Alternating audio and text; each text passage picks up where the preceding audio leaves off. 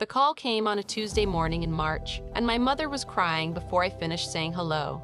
Not the quiet kind of crying, not the kind you can talk through, the kind that fills the phone with the specific acoustic texture of someone who has been building toward this moment for hours and has finally found a reason to release it. She said, "Do you know what today is?"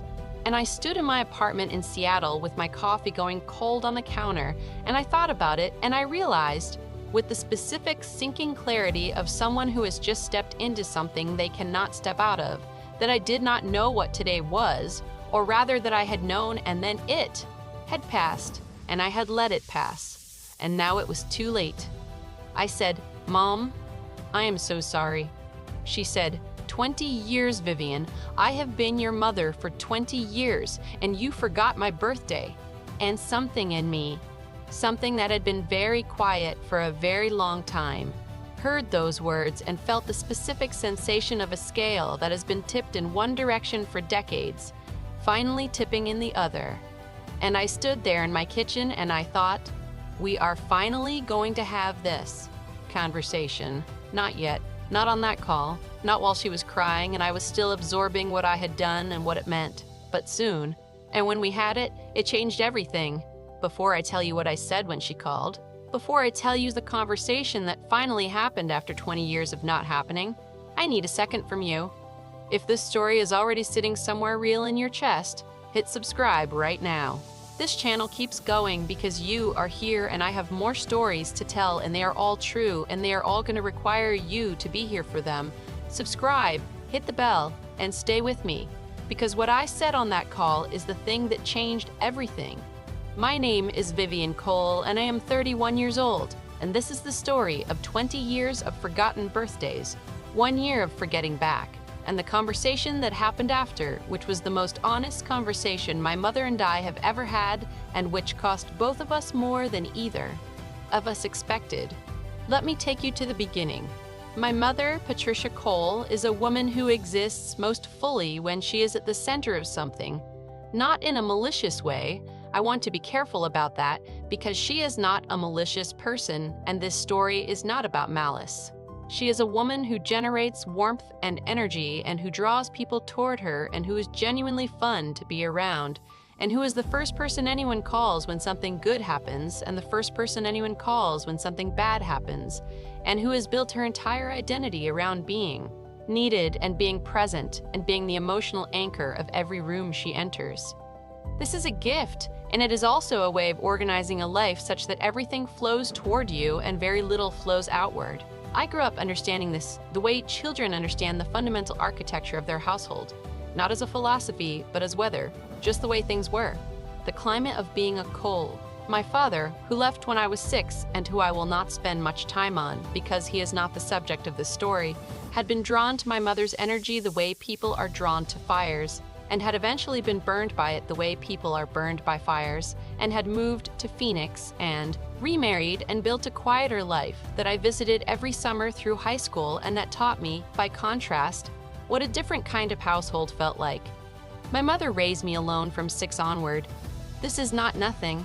I want to be clear that this is not nothing, that raising a child alone is a specific and sustained act of love and sacrifice, and I do not minimize it. I also want to be honest, which is that love and sacrifice do not automatically produce attentiveness, and my mother loved me fiercely and sacrificed genuinely and was not, in the day-to-day texture of my childhood, particularly attentive to the specific rhythms of who I was. She was attentive to the broad strokes, school events, doctor appointments, the practical infrastructure of raising a person. She was less attentive to the interior, to what I was thinking about, what I was worried about, what I needed from her that was not logistics but something harder to name. And she was, with a consistency that I have spent considerable time in therapy trying to understand, not attentive to my birthday. My birthday is April 7th. It is not an obscure date. It is not during a holiday that might crowd it out, or a season that might generate confusion.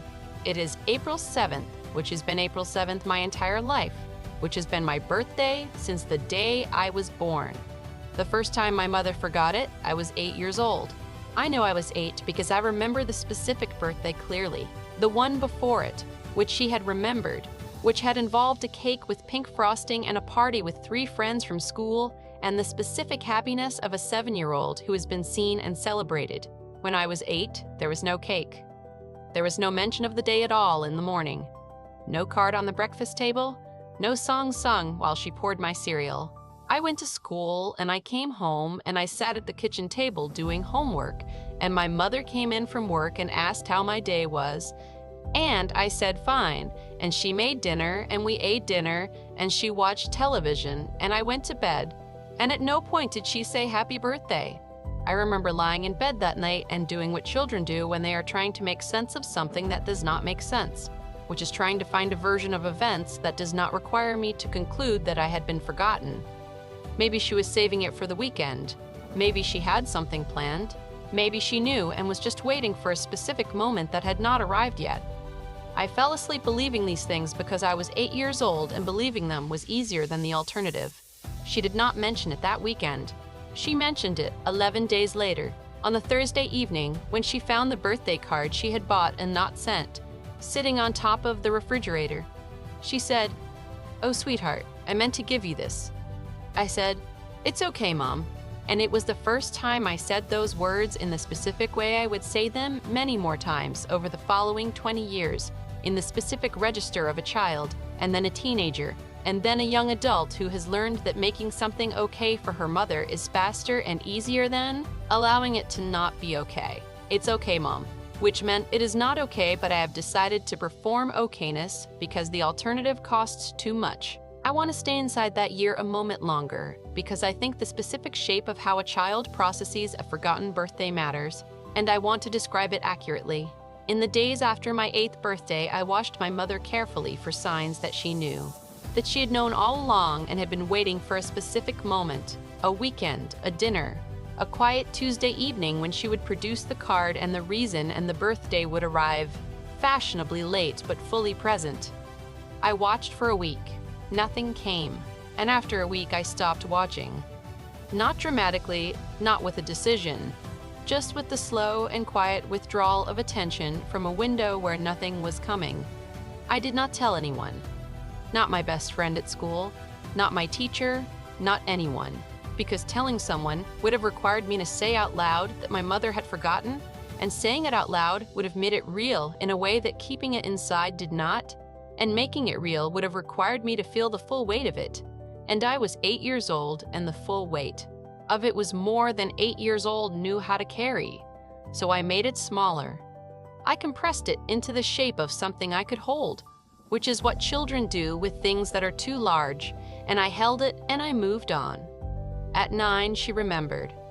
At 10, she forgot. At 11, she called from a work dinner at 9 in the evening and sang happy birthday over the background noise of a restaurant.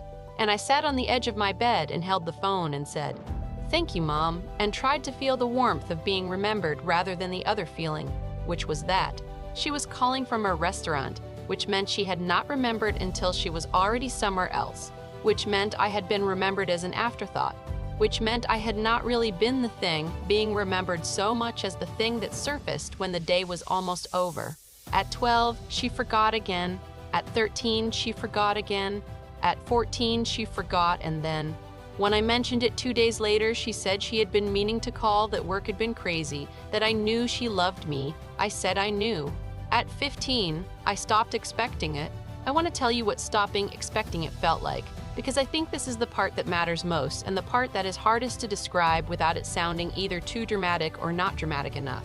It felt like a door quietly closing, not slamming, not a dramatic event, just the slow and gentle swing of a door that has been slowly swinging for years and has finally come to rest in the closed position.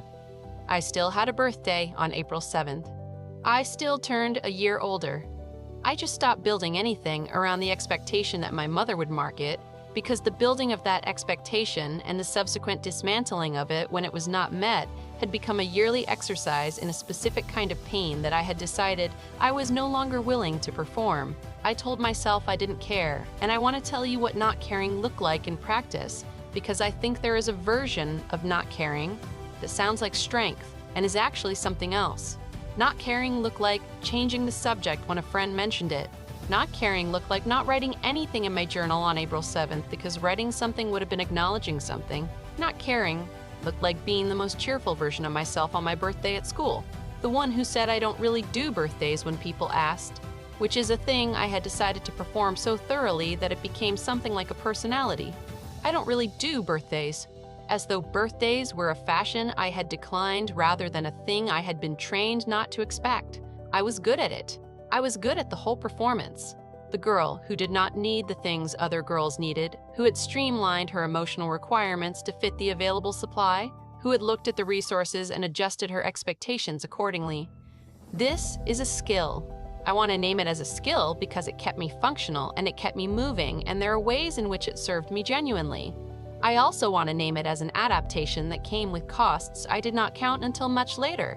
The cost of that particular adaptation was a version of myself that had become so accustomed to not expecting things that she had stopped being able to want them clearly. Stopped being able to say, I need this thing, because the need had been so thoroughly managed that it had gone underground. Underground needs do not disappear. They find other places to live. I said those words so many times, to myself and to the two friends who knew about it, that they stopped being a choice and became what felt like a fact. I genuinely believed, by the time I was 17 or 18, that I did not care whether my mother remembered my birthday. I now know that this was not true. I now know that I had gotten very good at not caring in the conscious, surface sense while continuing to care enormously in the deeper sense where the real accounting happens. But 17-year-old me did not know that. 17-year-old me had decided she was fine. College helped because college gave me distance and a calendar full of things that were mine, and people who had no idea about the birthday pattern and who threw me parties without knowing they were compensating for something, and who sang to me at midnight on April 7th with a genuine enthusiasm that I received with more relief than I knew how to explain. I called my mother on her birthday every year. I want to be specific about that. Every year on March 18th, I called my mother. I remembered because I had put it in my phone when I got my first phone at 15, and it had lived there ever since. A recurring reminder that I never needed because the date had been in my body long before it was in my phone. March 18th. I called her and she answered, and she was always delighted in a specific way. She was delighted by attention, which was completely and immediately. And we talked for 20 or 30 minutes, and I asked how she was celebrating, and she told me, and I said, I love you, and she said, I love you too, and I hung up and went back to my life. Every year, without exception, without expecting anything in return. I am not telling you this to position myself as the virtuous one, the good daughter who maintained the calendar while her mother did not. I am telling you this because it is relevant to what happened when I forgot. In the year I turned 30, April was complicated. I had started a new job in January that was absorbing more of my attention than I had anticipated. Not in the bad way, but in the fully occupied way of work that is genuinely interesting and demanding at the same time. I had also, in February, ended a 3-year relationship in the specific gutting way that ending a 3-year relationship produces, not dramatically but completely, in the way that requires you to rebuild the infrastructure of your daily life from the ground up because so much of it had been shared. March was a month I was largely moving through on autopilot.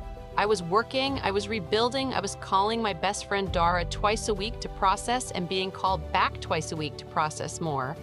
And I was doing all of the administrative and emotional labor of becoming a person who lives alone again after 3 years of not living alone. March 18th arrived. I do not know exactly when I became aware that it had arrived and passed. I think I knew on the 19th, when I woke up and reached for my phone and saw the date and felt something shift in my chest, and then I think I told myself I would call that day, that it was only 1 day late, that 1 day late was manageable. And then it was the 20th, and then it was the 22nd, and then it was the 25th, and I had not called and I had not texted, and the window of graceful lateness had long closed, and I was standing in the wreckage of a forgotten birthday on the other side of it, looking at it from the outside, and understanding for the first time what it actually looked like from out here. My mother called me on the 28th, 10 days after her birthday, 10 days, which I note is longer than she ever waited to acknowledge mine. Though I did not say this on the call, and I am not saying it now as a point in my favor, but as a fact that exists alongside the other facts. I said hello. She said, "Do you know what today is?" And then she started crying. She said, 20 years, Vivian. I have been your mother for 20 years and you forgot my birthday. Now, Here is the moment. Here is the place where the story could have gone in either of two directions. Direction 1. I apologize profusely. I manage her feelings. I perform the contrite daughter. I absorb the weight of what I did, and I do not say what I am thinking. I say it's okay, Mom, in the reverse direction. I let the moment pass, and we never have the conversation that needs to be had. Direction 2, I apologize because I did something wrong and I meant it, and then I say the thing I had been not saying for 20 years. I chose direction 2. I said, Mom, I am genuinely sorry. I mean that completely. I forgot your birthday, and that was wrong, and I should have called, and I didn't, and I am sorry. She said, I just don't understand how you could do this to me. And I took a breath. And I said, Mom, I need to say something, and I need you to hear it. She said, What? I said, You've forgotten my birthday 12 times in 20 years. Silence. I said, I have the specific memories of at least 8 of those times, and I am being conservative with that number. And every time you forgot, I told you it was okay, because it was easier than telling you it wasn't. And I would like us to have an honest conversation about this because I think we have been not having it for a very long time. She said, That is not the same thing. I said, I would like to understand why you think that. She said, I am your mother. I said, Yes. She said, I am your mother. I said, Yes. She said, I am your mother. I said, Yes.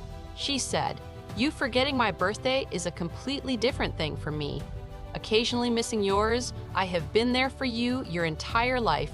I have sacrificed for you. I have shown up for you. One day a year is not the whole of what I am to you. I want to tell you what I felt when she said, occasionally missing. Occasionally. I felt the word land in my chest with the specific force of a word that is doing more work than it appears to be doing. Occasionally is a word that means sometimes, not often, rarely, in contrast to the more frequent occurrence. Occasionally suggests that most years I had been remembered and some years I had not, and that the balance tilted toward remembering. Occasionally is the language of someone who has not been keeping the count. I had been keeping the count, not consciously, not obsessively, not with a ledger, but in the body, in the way the body keeps counts. It has been told not to keep. In the way the body retains information it has been instructed to set aside. 12 times in 20 years is not occasionally. 12 times in 20 years is more than half. More than half the birthdays I had lived through in the years she had been my mother. I had not been called. I did not say the word occasionally back to her with the force I felt. I was not interested in winning the word. I was interested in the conversation. For me, occasionally missing yours, I have been there for you your entire life. I have sacrificed for you. I have shown up for you. One day a year is not the whole of what I am to you. I said, You were right that one day a year is not the whole of what you are to me. I said, and one day a year is not the whole of what I am to you either. I said, but that day, the day that is specifically designated as the day that belongs to a person, the day that says you matter, and I remembered that you matter, and I took 60 seconds out of my life to say that to you. That day, when it comes or when it doesn't come, tells a person something. She said, I always loved you. You always knew I loved you. I said, I knew you loved me. I said, I did not always know that you remembered I existed. Silence again. Longer this time. And then my mother said something that I was not expecting. She said, that's not fair. She said it quietly. Not with the force of someone defending themselves, but with the quieter sound of someone who has heard something that landed harder than they expected and is trying to find a way to argue with it and cannot quite. I said, I know it doesn't feel fair. I said, I need to tell you what those birthdays felt like because I have never told you and I think you deserve to know and I think I deserve to say it. She was quiet and I took that as permission. I told her about being 8 years old and lying in bed, making up reasons why she had not mentioned it. I told her about being 12 and making my own birthday cake from a box mix because I wanted there to be a cake and there was nobody else to make one. I told her about being 15 and deciding to stop expecting it and how that decision felt, the specific quality of that closing door, and how I had carried the closed door into my adult life and called it not caring. I told her about college and the friends who had thrown me parties without knowing they were filling a gap, I told her about every year that I called her on March 18th and what it felt like to do that without expectation of reciprocity, not because I was noble, but because I had so thoroughly dismantled the expectation that its absence did not even register as absence anymore. I told her all of it, not quickly, not efficiently, not in the managed and abbreviated way I had told everything my whole life, slowly, in the full version, with the feelings attached. She was quiet through almost all of it. When I finished, she was quiet for a long time. Then she said, "I didn't know." I said, "I know you didn't know." She said, "Why didn't you ever tell me?" I said, "Because every time I started to tell you something difficult, you found a way to make it about how you were feeling, and dealing with how you were feeling was more work than carrying the original thing myself, so I carried the original thing." The silence that followed that sentence was the longest of the call. I heard her breathing. I heard the particular sound of the television in her living room that she always has on at a low volume, regardless of whether she is watching it. I heard the specific ambient sound of the house I grew up in from 1,000 miles away. Then she said, "I do that." I said, "Yes." She said, "I know I do that." She said it with the specific flatness of someone confirming something they have known for a long time and have not had to say out loud until now. I said, "I know you know." She said, "I didn't think it was this bad." I said, "I didn't either, until I forgot your birthday and you called me crying and said 20 years, and I realized that 20 years was also how long I had been waiting for a call that didn't come. And I had stopped waiting so long ago that I had forgotten what I was waiting for." She said, "Vivian." I said, "I know, Mom." She said, "I'm sorry." I said, "I know." She said, "I mean it." I said, "I know you mean it." She said, "I don't know how to fix this." And I said something that I had been thinking about for 10 days, since the morning I woke up and realized I had forgotten, since the moment I started understanding what it looked like from the outside, since the call started and I made the decision to say the thing rather than manage the feeling. I said, "You could start on April 7th. She was quiet for a moment. I said, "My birthday is April 7th. She said, "I know when your birthday is." I said, "I know when your birthday is." I said, "I know you know when it is." I said, "Knowing and remembering are different things." She said, "I will call you on April 7th. I said, "Okay." She said, "And I am sorry, Vivian. Genuinely, for all of them." I said, "I hear that." I did not say it was okay. I did not perform the okayness. I said I hear that, which was true, and I let it be enough for that day. April 7th came 3 weeks later. I want to tell you what I did that morning. I got up early, earlier than I needed to, and I made coffee and I sat at the kitchen table and I did not look at my phone. Not because I was testing her, because I needed to sit with myself for a moment without the outcome being determined yet, in the specific suspended space between the possibility of being remembered and the possibility of not, which is a space I had lived in every birthday of my childhood and which I had learned to leave before it, resolved because leaving was less painful than waiting. This time I stayed. I sat at the kitchen table and I drank my coffee and I watched the light change in the window and I let myself be someone who was waiting. At 8:47 in the morning, my phone rang. My mother's name on the screen. I picked it up.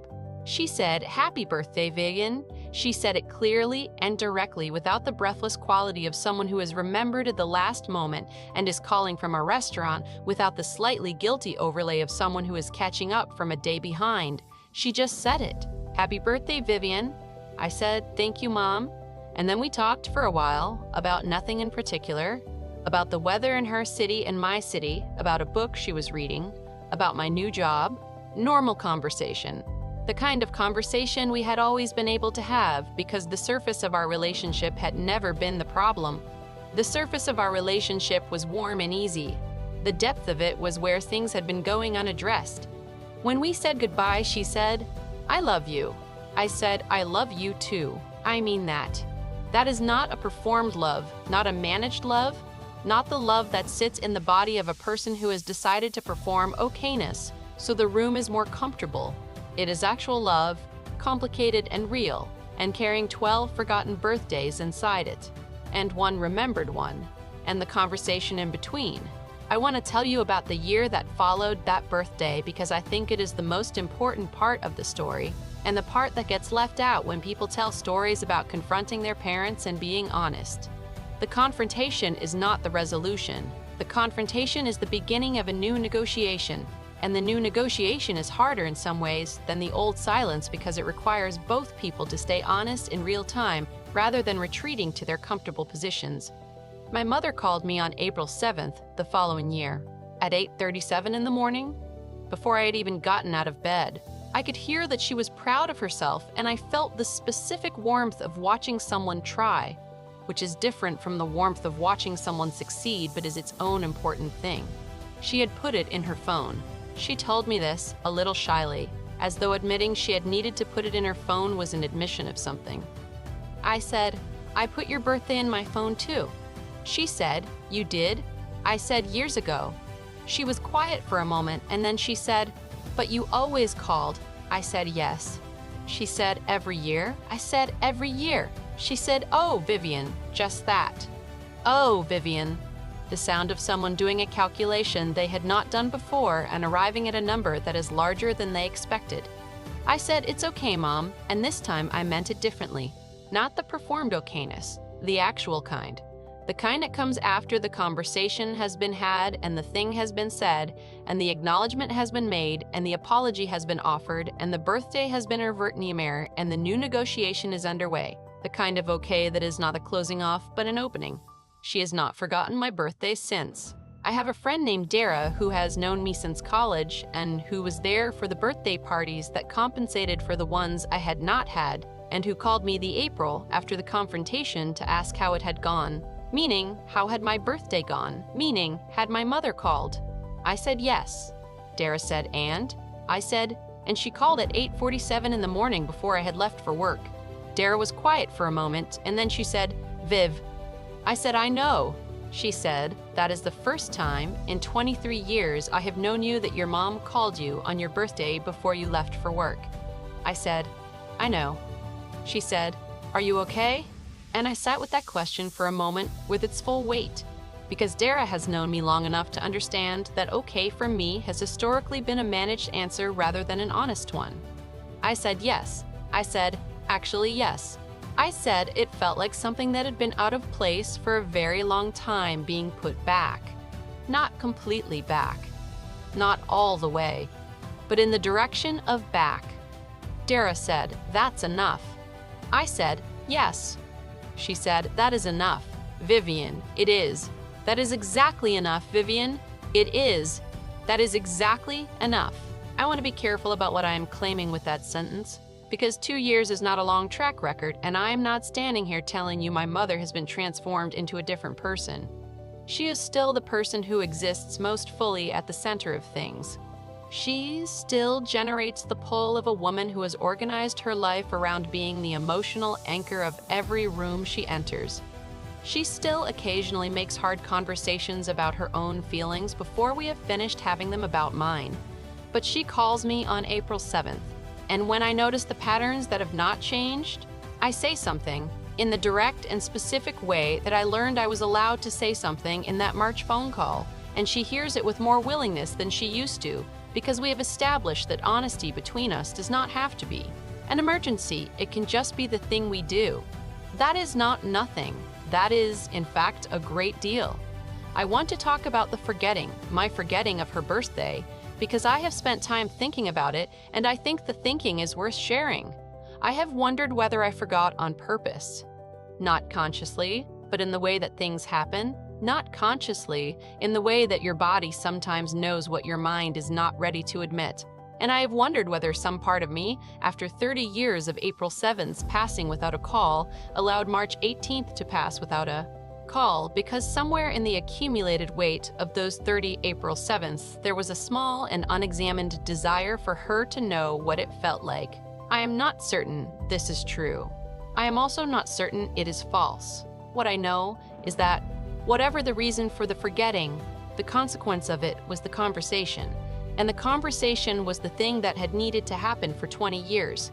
And I cannot fully regret the forgetting, because without it, I do not know how much longer the conversation would have waited. Some things need a trigger.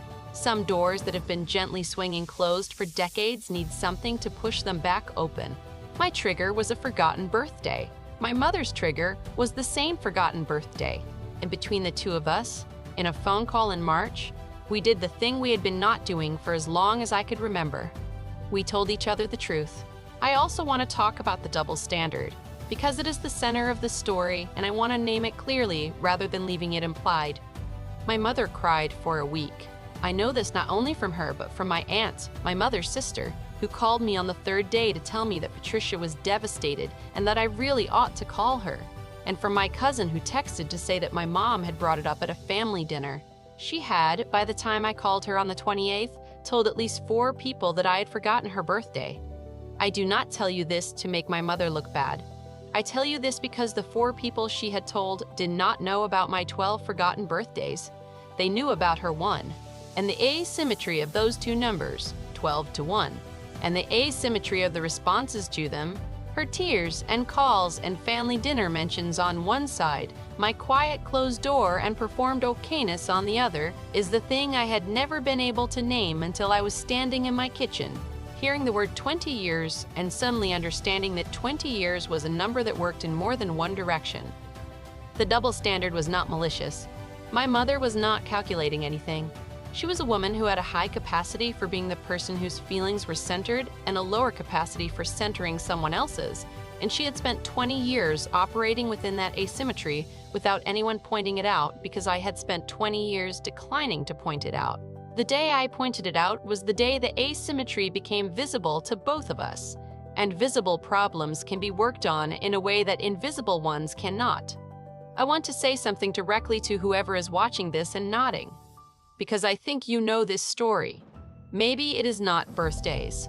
Maybe it is something else entirely, some other specific and recurring way that you have been not quite seen by someone who loves you, and you have made peace with not being seen by calling it not caring, by closing the door gently rather than pushing it open, by performing okayness so reliably that the person on the other side of it has no idea there is anything other than okay to be performed. I want to tell you that not caring and having learned not to expect are not the same thing. One is a feeling. The other is an adaptation. And adaptations can look so much like feelings that you live inside them for decades without knowing the difference. The difference, when it arrives, usually arrives through a specific event. Something that makes the adaptation visible. Something that shows you what the door looked like from the outside by putting you briefly on the other side of it. For me, it was a forgotten birthday. For you, it might be something else. But when it arrives, when the thing happens that makes the invisible suddenly visible, I want to offer you the choice I made on that phone call. You can manage the feeling and let it pass and return to the comfortable position, or you can say the thing, in my experience, and I acknowledge it is only my experience, saying the thing is harder in the moment and easier in the long run, and managing the feeling is easier in the moment and harder in the long run, and the long run is where you actually live. So say the thing, in whatever way is available to you, with whatever words fit, in whatever conversation or letter or phone call presents itself. Say the version of it that is true, not the performed version, not the version that makes it okay before it has been okay. The true one, because the person on the other side of your performed okayness does not know there is anything but okay, and they deserve to know. And more importantly, you deserve to tell them. My name is Vivian Cole, and I am 31 years old, and my mother calls me on April 7th every single year. She called this year at 8:34 in the morning. I was still in bed. I picked up the phone, and she said, "Happy birthday, Vivian." And I said, "Thank you, Mom," and I meant it in the full-length version, with all 20 years attached, with the 12 forgotten ones, and the 1 conversation and the 2 remembered ones since, with the closed door and the open door, and the space in between them, where 2 people figured out how to talk to each other after a very long time of not quite doing that. Thank you, Mom. I meant every word. Thank you for being here until the very end. If this story reached something real in you, if you have been performing okayness for someone who does not know there is anything else to perform, leave it in the comments. Tell me what it was. Tell me what the door looked like from your side. Like and subscribe if this channel is doing something for you, and tell someone else about it, because that is how we keep going. I read every comment. I will see you next time.